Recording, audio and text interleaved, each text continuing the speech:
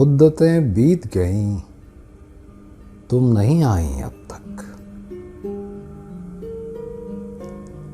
रोज सूरज के बयाबा में भटकती है हयात, चांद के गार में थक हार के सो जाती है रात। फूल कुछ देर महकता है, बिखर जाता है, हर नशा लहर बनाने में उतर जाता है।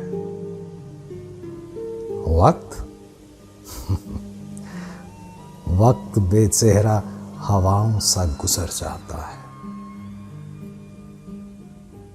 किसी आवाज के सब्जे में लहक जैसी तुम, किसी खामोश तबस्सुम में चमक जैसी तुम,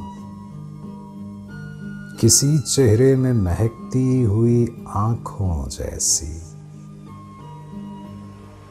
कहीं अब्रू, कहीं गेसू, कहीं बाहों जैसी। चांद से फूल तलक तुम ही तुम हो, मगर